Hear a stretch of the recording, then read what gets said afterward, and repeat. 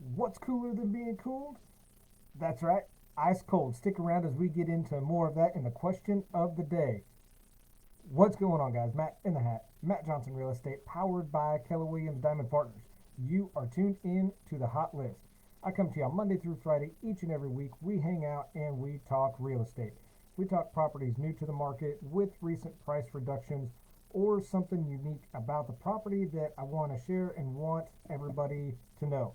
I also answer a question of the day that is submitted by a listener of the podcast. And if you'd like more information on how to get your question on the show, just tune in until the end. Finally, I recognize and thank a sponsor of the week each and every week. And if you'd like more information on what you can do to potentially become a sponsor of the week, all you got to do is just hang out with me for a few minutes.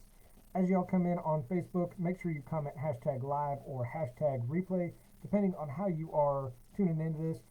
For my YouTubers out there, thank you guys for stopping by, hanging out, and if you would, while you're here, smash that thumbs up button, subscribe to the channel, and turn on those bell notifications so as I bring you new videos like this one, y'all can get notified and come check them out. All right, so property today that we're talking about had a recent price reduction within the last week. The address is 22480 Vassar Drive in Vassar, Kansas. If that address sounds familiar, that's because I've talked about a number of properties in this area because this is a lake area property. It has lake views. This one does not have direct lake access, but it's got lake views.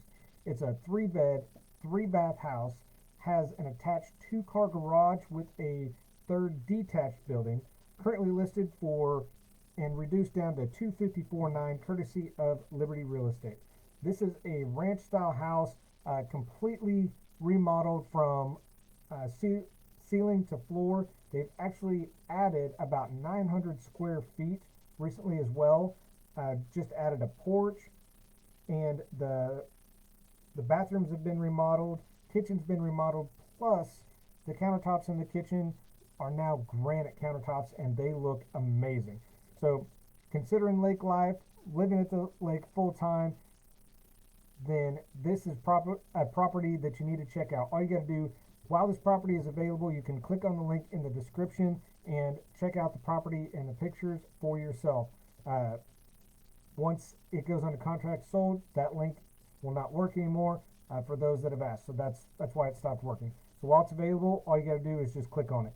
The primary bedroom does have a walk-in closet as well as one of the remodels or updates in that bathroom. They actually have onyx countertops, which are very, very cool. If you don't know what that is or what it looks like, I actually have it in mine. It is very cool. I absolutely love it. It also has a screened-in porch, covered front deck, and then the detached garage that I mentioned is actually 27 by 12. So there's some dimensions for you. If you guys have any questions, or if you're pre-approved and you want to schedule a showing of the property, all you got to do is just click on the link to the property in the description. It'll take you to my website. You can call me, contact me directly through there, or schedule a showing through there as well. Before I get to the question of the day, I do want to recognize and thank our sponsor of the week this week, who is Thomas Feltz Photography.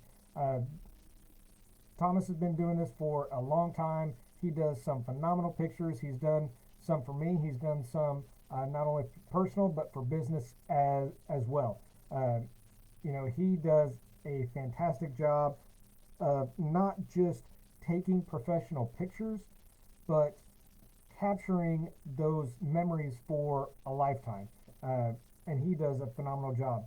He is taking appointments, so whether you're looking at doing senior pictures, wedding pictures, family pictures, reunion pictures, whatever the case may be, all you got to do is just contact him directly, 620-222-8359, or you can check out his website, which is tfeltzphotos.com, and you can check out there for scheduling and pricing as well.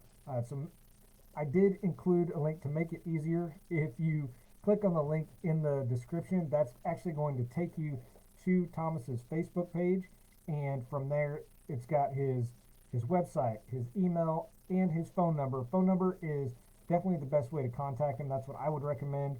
And so I made it easy for you. All you got to do, click that link, and it'll take you right there, and you can see he actually has some family pictures posted as of this morning, so make sure that you check those out as well.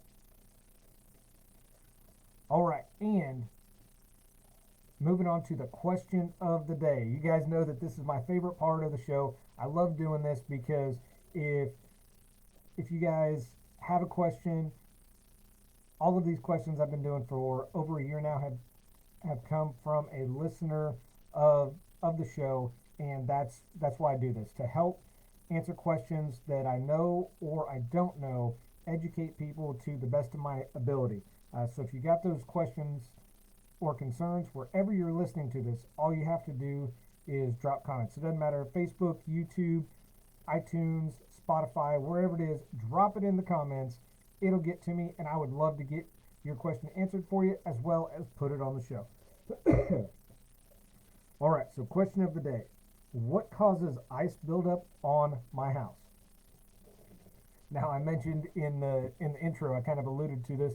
What's cooler than being cool? Ice cold. That's right. Now, unfortunately, there's things that can lead to a lot of ice on or around your home, and few things can make you lose your chill faster than ice-related falls or even damage to your home. As somebody who has fallen multiple times on ice, some not so bad, some that I hobbled around for weeks to come. It is something to take serious, because excessive ice buildup can create a number of potentially dangerous situations come wintertime. So knowing what causes it and how to prevent it can all be important parts of staying safe once those temperatures start dropping like they're about to. So today we're going to talk about 6 things to know about ice buildup on your home. Number 1, ice buildup itself. There's a few different ways ice can and will build up on your house. Most basic ice buildup is made of a thin layer of ice that covers a large portion of your home. Sometimes it's on its own, sometimes snow or other forms of precipitation. Usually it's not a big deal, especially for those of us in Kansas. What's the saying here is, if you don't like the weather, wait 5 minutes. That's about right. Like today, I went to the gym this morning. It was 38 degrees, and it's already over, I think, 50 right now. So, yeah, Kansas. So, again, usually it's not a big deal. Most people that think of ice are usually concerned with large icicles, sheets of ice or snow, frozen gutters, or ice that's built up on the edge of your roof. Just so you know, I learned this recently as well, that ice buildup on the edge of your roof is actually referred to as an ice dam. Pretty cool, right? Now, obviously, this can not only be dangerous to you and your family, but can also be dangerous to your home as well. So we're going to talk a little more in depth. So number 2 is frozen gutters. Ice freezing in your gutters puts extra strain on whatever's holding them up. So it could be nails, screws, or clips. The overflow from clogged gutters results in icicles that are going to actually hang down from the gutters. If they build up too heavy, what can happen is it may actually pull the gutters away from the house, and this is dangerous because ice is heavy. I mean, and it's solid. That's why it's ice. So it can not only fall to the ground and bring your gutter with it, but may cause more damage to your house or even you if you're standing outside. Number 3, ice dams. Again, I kind of talked about this a little bit. This is a portion. This happens when a portion of your roof actually becomes warm enough to melt the snow or ice. Usually you see this around the edges. What the melted snow or ice do is they drip down on the roof as water. This reaches usually the eaves or the gutters, and once they hit those, that's a colder material, so what happens is it freezes again. This process continues and continues, builds up ice at the edge of the roof. Now, with the ice dam, there is some liquid water that is still flowing or attempting to flow underneath, and this can overflow onto the gutters or even force its way under your shingles or other materials and can damage those as well. So the longer that this continues or you allow this to continue, the ice dam is just going to become thicker and thicker and more likely to cause damage to your roof or your gutters as well. Number 4, other forms of ice. So this is going to be more of the ice sheets or icicles because these have their own type of danger in the wintertime. Icicles form when water gradually drips in the same spot over time, and it freezes more and more till it grows large enough and can potentially break. Then it falls onto the ground, on you or your vehicles. Ice sheets form similar to the ice dams that we just talked about, but instead of melting entirely, the heat from the roof actually melts small portions of the ice sitting on top of it. What the remaining ice does, it shifts under its own weight because of the thin layer of water, because of, like I said, that heat from the roof is melting it, so it creates a thin layer of water, and these sometimes can slide down your roof, falling on the ground, ideally your vehicles or your family. So just be careful with it. So what can we do about it? Well, that leads us to number 5, is removing ice buildup. Now, again, I just want to, this whole video is about education and caution.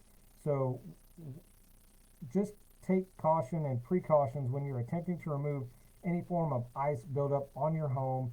I definitely would recommend not using anything sharp like a knife or a rake, because this could cause damage to your roof, your gutters, or even your siding.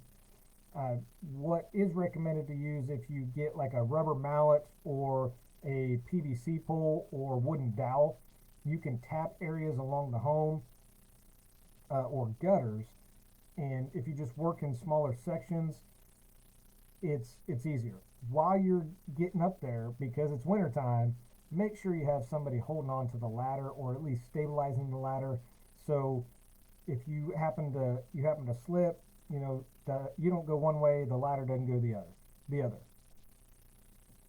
What I also learned while doing this as well, that was something I didn't think about.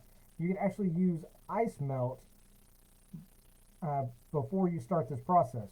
So with doing this, you have to use calcium chloride ice melt, not rock salt ice melt, because just a quick side note, rock salt is going to do more damage to your shingles and materials than the calcium chloride will. So that's just a quick side note. But if you throw up some ice melt before, this is going to melt and thin it out as much as possible before you start going up there with a rubber mallet or your wooden dowel. So number 6 takes us to what we can do to prevent buildup. This is ultimate goal. If at all possible, you want to prevent that buildup, and you can do this by improving ventilation in your attic. This helps ensure more of an even heat that your roof is throwing off. You could also consult an energy efficiency expert. They could recommend other steps to help prevent this as well if you bring them out to your house. Now, when you're doing this, if you use a snow rake to remove some snow or ice from the roof, this is beneficial because before the problem gets too worse or too big, you can just pull a lot of that off. I don't have too much to worry about just because of the pitch of my roof. So the only thing I really have to worry about is my garage, and I just take a broom handle and just tap along the edge and the gutters. It's pretty simple for me. Also with this, what I know we've talked about this a few times this year already, clean your gutters thoroughly before winter weather truly sets in, because the cleaner you have those, the less likely they are going to freeze or have a buildup and then overflow of ice or icicles. If you have continuing issues with buildup, you may need to look at replacing some or all of your roof, because there's something that's holding it up. There's something that is causing damage, and it may be because it's damaged, and that's why you need to do it.